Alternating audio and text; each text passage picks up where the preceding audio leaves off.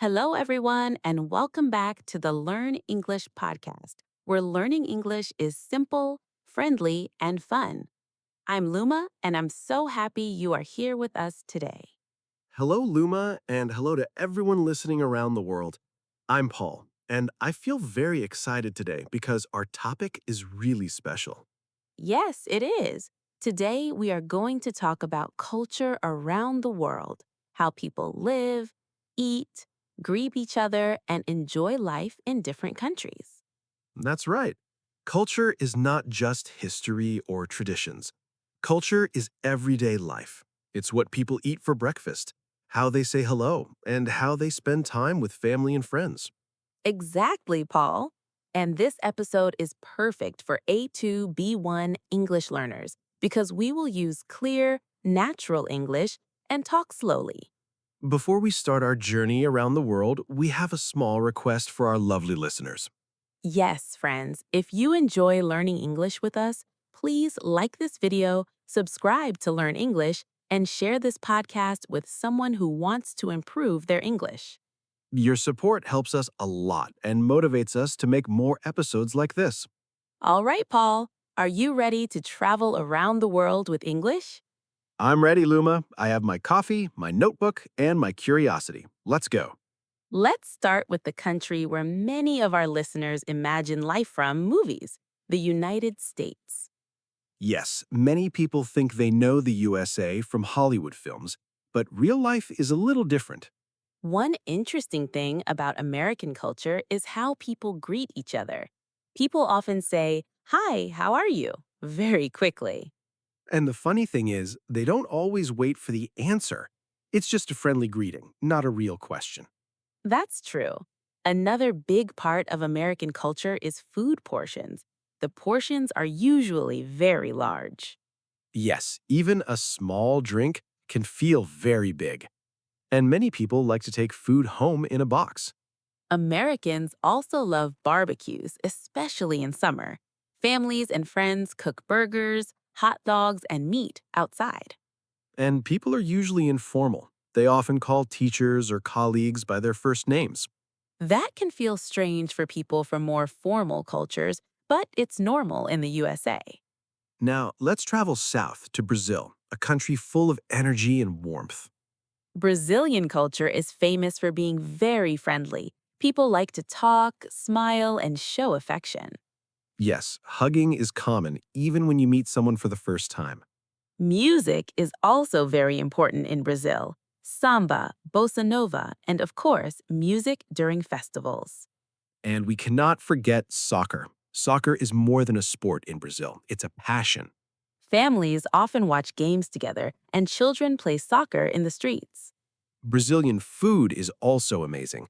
People enjoy rice, beans, meat, and big barbecues called churrasco. Brazil is also very diverse big cities, beaches, forests, and many cultures inside one country. Now let's fly to India, a country with deep history and rich traditions. India is known for its colors, festivals, and family values. One famous festival is Holi, where people throw colorful powder and celebrate joy and togetherness. It looks so fun and full of life. And Indian food is famous all over the world. Yes, curry, spices, rice, and naan bread. Food in India is full of flavor. Tea or chai is also very important. People drink chai many times a day and talk together. Family life is very strong in India. Often, many generations live together in one home. That creates strong relationships and respect between young and old. Now, let's move to Japan, where culture is very different from many Western countries. Yes, respect and politeness are extremely important in Japanese culture. Instead of hugging, people bow to show respect. Japan is also known for being very clean and organized. Even students clean their classrooms, and trains are almost never late. Japanese food is like art sushi, ramen, and beautifully prepared meals. And many people dream of Now let's travel to Indonesia, a beautiful country with thousands of islands and many cultures. Thousands of islands. That sounds amazing. That means many different traditions in one country. Yes, exactly. One very famous place in Indonesia is Bali. Ah, yes, Bali. People love Bali for its beaches, temples, and peaceful life. Balinese culture is very spiritual. People often pray and leave small flower offerings outside their homes. I've seen pictures of that. It looks very colorful and calm. Traditional music and dance are also very important in Indonesia.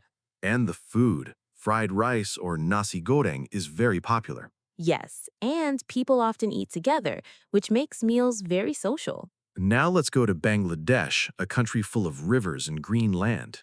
Bangladesh is known for its warm and welcoming people. I heard that if you visit someone's house, they always offer you tea. Yes, tea is a symbol of hospitality there. Rickshaws are also very famous in Bangladesh.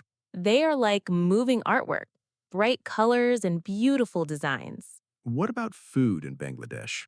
Rice and fish are very important. People eat fish almost every day. That sounds healthy and delicious. Next, let's talk about Myanmar, a country with deep traditions.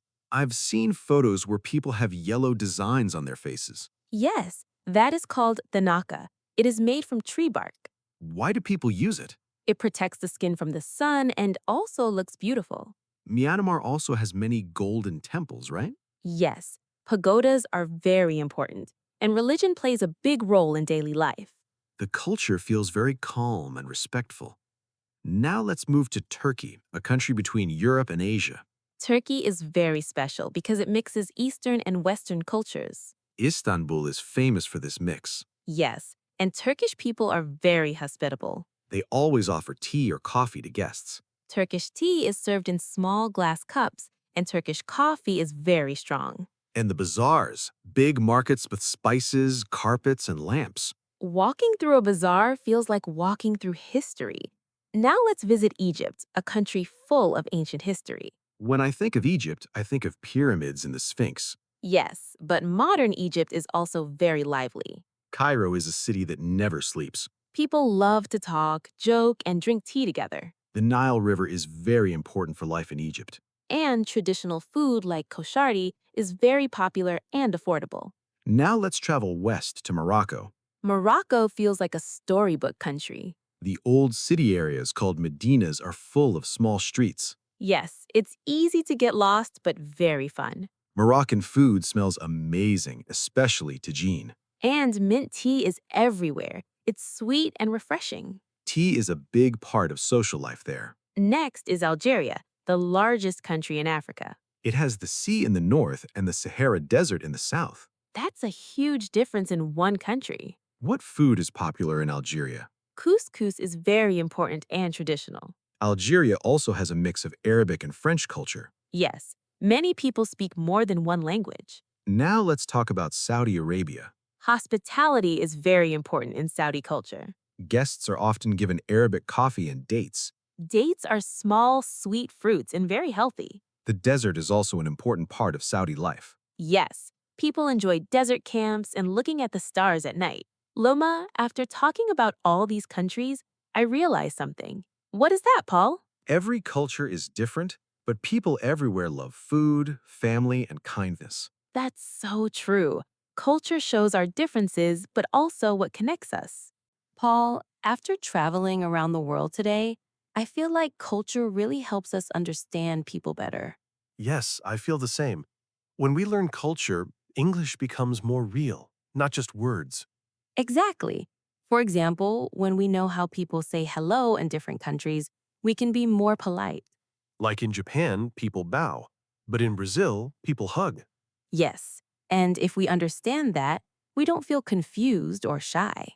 That's very important for English learners. Culture gives confidence. Paul, let's compare cultures in a simple way for our listeners. Good idea. Simple English is best.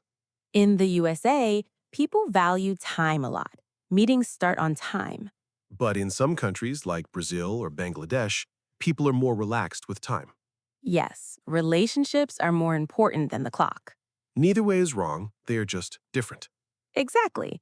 Understanding this helps us not feel angry or confused. Food is a big part of culture everywhere. Yes, In many Asian countries, people eat rice every day. But in Europe, people eat more bread or potatoes. In the Middle East, sharing food is a sign of love. And in many cultures, refusing food can feel rude. That's why culture is important. It teaches us what is polite. Paul, what did you notice about family around the world? In many countries like India or Bangladesh, families live together. Yes, grandparents, parents, and children in one house. But in the USA, many people live alone or only with their children. Both styles have good things. Yes, big families mean support, small families mean independence. Language also shows respect in culture. For example, in Japan and Korea, people use polite forms. But in the USA, people often use first names, even with bosses. That can surprise people from other cultures. Yes, but knowing this helps us feel comfortable. Paul, I think culture makes English easier to learn. I agree. When you understand culture, words make more sense. Like, how are you in the USA is often just a greeting. Yes, people don't always expect a long answer. But learners don't know this at first. That's why podcasts like this are helpful. Paul, what is one thing all cultures share? I think kindness. Yes, kindness and hospitality. Everywhere we talked about, guests are treated well. That makes the world feel smaller and warmer. It reminds us that English is a bridge between people. Now, let's talk to our listeners directly. Yes, this is important. Dear listeners, culture is not something to fear. It's something to enjoy and learn from. When you learn English, you also learn new ways of life. And that makes you a global person. Paul, I feel this conversation is helping many learners. I think so too. It's simple, friendly, and real. But we still have one more thing to do. Yes, we need to wrap everything together. Paul, before we say goodbye, I think it is time to remember what we talked about today. Yes, that is a great idea. We traveled around the world using English. We talked about how culture means food, family, language, and daily life. We learned that people in the USA say, "How are you?" very fast.